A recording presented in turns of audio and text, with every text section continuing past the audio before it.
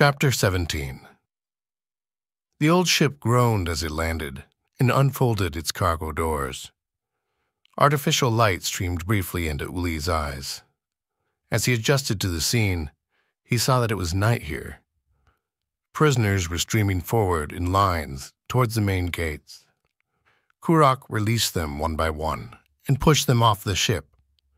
As Uli recovered from the short fall and got to his feet, he joined the other prisoners from his ship as they made their way through the canyon. The steep rock walls on both sides of them were brightly illuminated, and if one concentrated hard enough, they could make out the hundreds of shifting turrets, analyzing and acquiring possible targets. 3 large hallways jutted out from the stone mountain in front of them. There were 3 lines of prisoners there, each one waiting their turn. Slowly but steadily, a prisoner would walk through the doors, and the line would move forward. A robotic voice looped in the background and became louder as he approached the door. Moving forward, behave in an orderly fashion. In the first station, you will remove all clothing and objects from your person. All lines must keep moving forward. Behave in a tank. The infamous and largest prison complex ran by the Federation. This place housed all sorts of prisoners, but never the kind that were to be released again. Tank was a life sentence. It was finally Uli's turn to pass through the security protocols. He entered a pure white metal room. There was a blinking red square and a dark metal hatch. Please insert clothing and possessions into chute. Uli disrobed and took out all his possessions. He only had a few ropes. The guards had stolen the ship model Kvar had given him, along with all his credits. He dropped his remaining possessions into the chute and watched them disappear, feeling a wave of heat release from below. Proceed to Station 2. Uli looked up at the invisible voice. He knew the prison complex was mostly automated.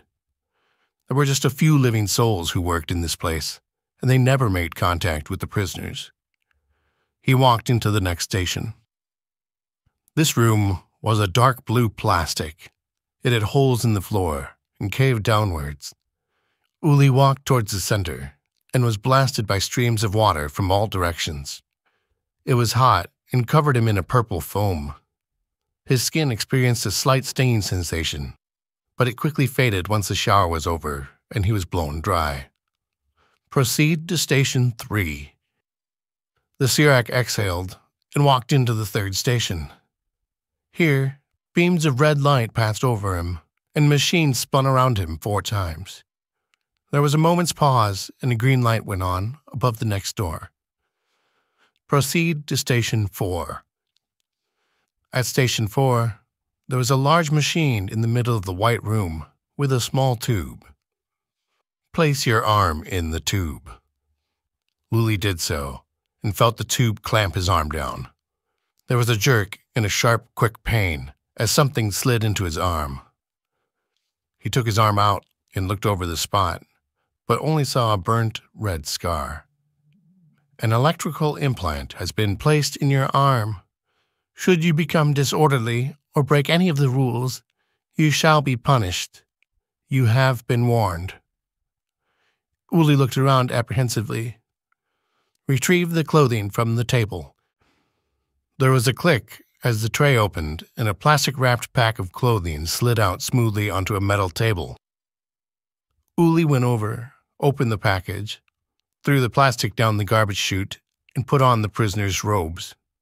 His number, 9064, was printed in large letters on the front, back, and along both legs. Proceed to the prison area.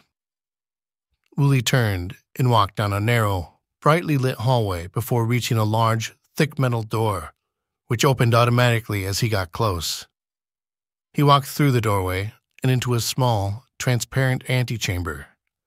The door behind him closed, then another, an exact copy, except made from plexiglass, opened in front of him. He stepped through it and into tank. An enormous facility lay before him. transparent plastic tubes running everywhere, zigging and zagging. There didn't appear to be 1 square foot of open space. Everything was transparent tubes. Here and there, he would see a prisoner walking along a tube. Others had black circular rings which clung to the thick walls and moved along the tubing, leaving a clear, spot-free surface behind them. White. Everything was white. There were no shadows and no other colors except for a prisoner's skin. The facility stretched for miles, but Uli's field of vision could only go so far before being confused by how many tubes he had looked through or not. The Sirak looked down at the floor of the tubing and saw a series of 5 small circular light orbs illuminating the path in front of him. He followed their direction, and more continued to light up, leading his path. He glanced back and saw the lights extinguish as the distance from him grew farther apart.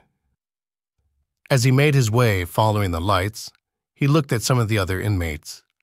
One inmate in a neighboring tube happened to be going in the opposite direction. Uli tried to get his attention, but the prisoner moved forward, not paying any attention to the newest inmate. There were several times, 8 in fact, that Uli had to stop and wait at a door. At first he wondered what he was waiting for, but then a prisoner would come and go in the adjoining tube, and once he was far enough off, the doors would switch positions, allowing Uli to continue on his path. "It's so you are alone," he muttered to himself, "so you never interact with another prisoner." Eventually, he was taken to his room. It was on floor number 90. He peered out of the tube, but could see neither ceiling nor ground. Eventually, he came to the door, marked 9064, in a slight off-white. The porthole opened, and he entered the cell. "My God!" exclaimed Uli. The cell was one room, all white, just like the prison outside, and shaped like an egg, with no square corners, walls, or lines anywhere. At first glance, there was almost nothing in it, but as Uli walked around, he found a bed that slid into the wall. He pulled it out and tried it. It was fairly comfortable. He pushed it back in and inspected another discrepancy in the wall and pulled out a corded tube with a small funnel on the end. He pushed a button on the side, and there was a strong sucking sound as air was drawn in. "This must be the shitter. Fucking Galens," he said, moving towards an oval table that was hidden in the wall. He pulled it down and was surprised to find a large monitor illuminated from behind the wall. There was a chair, which folded and expanded out from the slot next to the monitor. He pulled the chair out and sat down at the table. The monitor came to life the second he put his hands on the table. "Prisoner 9064. Default language. Sirak. Is this correct?" Uli looked down and saw a keyboard had appeared on the table, all the keys being in his native Sirak. "Yes," he typed and pressed enter. "Excellent. My name is Cecilia. I am the prison warden. The rules of Tank are as follows. 1. You must complete the given tasks by the given time. A timer will be provided on the monitor to ensure that you do not forget. 2. You must take care of the equipment in your room. 3. For each task completed, you will earn 50 credits. Credits may be used to purchase upgrades for your room, games for your monitor, additional walks around the facility, and upgraded meals. 4. You are granted 1 walk per day. While on this walk, you may not attempt to interact with any of the other prisoners. Doing so will result in the loss of walking privileges for 1 week. 5. You must stay in acceptable physical condition. If your health patterns deteriorate, you will be punished until the problem has been amended. 6. Your room will be cleaned 3 times a week while you are out walking. Do you have any questions? Uli looked around at the surreal world he had just been thrust into. "No," he typed. He pulled out the bed and lay down, tired. What the hell have I been thrown into? He asked aloud. There was a sharp jolt in his arm, and it felt as if all his nerve endings had been ignited. He shot straight up in his bed. The monitor made a noise. You have not completed the required amount of hours today. Please begin.